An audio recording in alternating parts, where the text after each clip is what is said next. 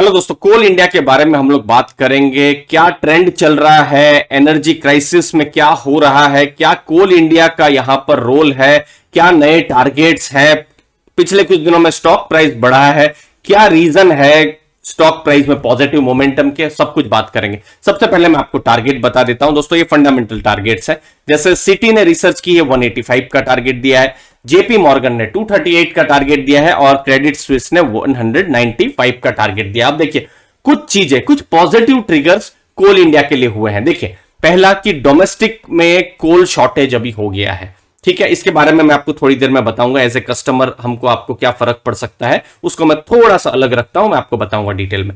E auction के price rise हो रहे हैं। अब देखिए जैसे कोयला किसी को भी खरीदना है, जैसे कोल इंडिया तो सेलर है, उनको बेचना है, तो जो बायर होते हैं वो अभी ई ऑक्शन के जरिए, मतलब बिल्कुल एक ट्रांसपेरेंट बिडिंग होती है, वहां पर पोर्टल के जरिए वहां पर खरीदते हैं। तो इसमें ई ऑक्शन में प्रीमियम बढ़ रहे हैं, मतलब बायर जो है ज्यादा पैसा देकर भी कोयला खरीदना चाहता है।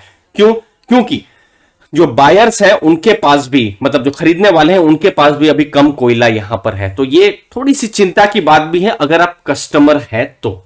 आऊंगा मैं आपको इसके बारे में बताने के लिए। दोस्तों ट्रेंड को पकड़ना हमारी हमेशा से कोशिश रहती है और ये ट्रेंड को हमने पिछले 15 दिनों पहले इसको पकड़ा भी था, जो वो वीडियो भी आप देख सकते हैं। अब देखिए रिसीवेबल्स भी जो है कोल इंडिया के कम हो रहे हैं। अभी जो लेटेस्ट जो जानकारी आ रही है, जो कुछ मैनेजमेंट इंटरव्यूज या कुछ मीडिया हाउसेस में जो खबर आ रही है कि अभी रिसीवेबल्स 13,000 करोड़ के हो गए, जो कि मार्च के महीने में 19,200 करोड़ से ऊपर के थे। तो ये भी कोल इंडिया के लिए पॉजिटिव है, क्योंकि देखिए कोयला तो उन्होंने दे दिया, सामने पैसा नहीं मिला तो क्या फायदा, तो वो पैसा भी उनको मिल रहा है। अब इंपॉर्टेंट चीज हमको आपको समझने की है कि कोयला या कोल इंडिया को हमेशा से थोड़ा सा क्रिटिसिज्म होता है, ईएसजी कंसर्न, तो बड़े बड़े इन्वेस्टर जो है कभी कभी नेगेटिव हो जाते हैं कि नहीं नहीं हमको नहीं खरीदना है। लेकिन कोयला आज भी किंग है, ये चीज समझनी है।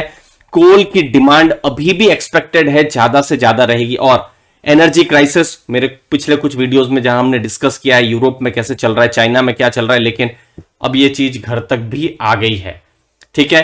तो यहां पर कुछ कोल प्लांट्स हैं जहां पर लगभग 4 दिन का ही कोयला बचा हुआ है, जो कि मुझे लगता है थोड़ी चिंता की बात है यहां पर। तो कुछ अगर आप मीडिया में अगले कुछ दिनों में खबर सुनते हैं कि इलेक्ट्रिसिटी शॉर्टेज हो गया या पावर आउटेज हो गया, इलेक्ट्रिसिटी कुछ इलाकों में नहीं है, तो शॉक नहीं होइएगा, क्योंकि कोयला कुछ जगहों में बहुत ही कम हो गया है। एनर्जी क्राइसिस भारत में अगले कुछ दिनों में हो सकती है, तो उसके लिए हमको आपको एज ए कस्टमर तैयार भी रहना है, क्योंकि इलेक्ट्रिसिटी कोयले से प्रोड्यूस हो रही है 70% से ज्यादा, और कोयला कुछ पावर प्लांट्स में कम है। तो इंटरेस्टिंग डे है।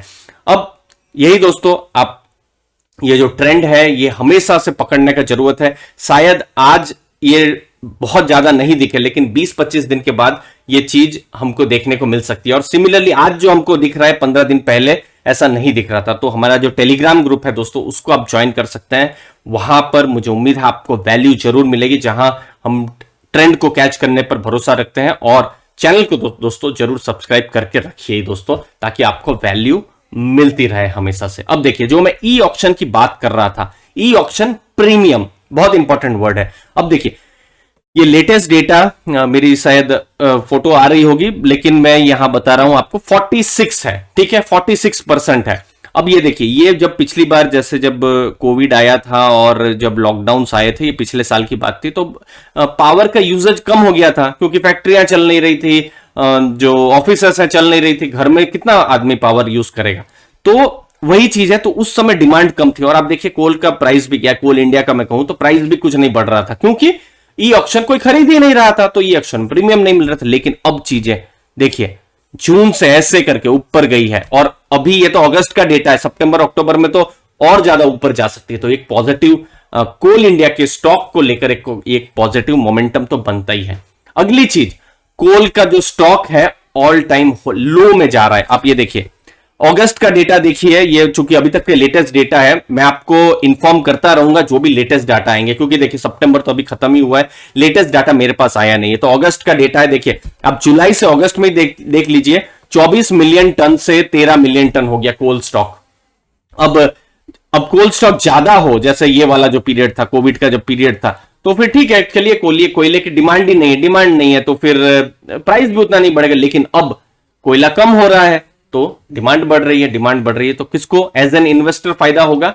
कोल इंडिया के इन्वेस्टर को इसका फायदा हो सकता है। अब फायदा यहां पर डिविडेंड पर भी मुझे लगता है हो सकता है। देखिए, शेयर प्राइस बढ़े या नहीं बढ़े ये मैं नहीं बोल सकता, ये इनफैक्ट कोई नहीं बोल सकता है कि शेयर प्राइस बढ़ेगा या कम होगा, अगले 5 मिनट के बाद भी क्या रहेगा।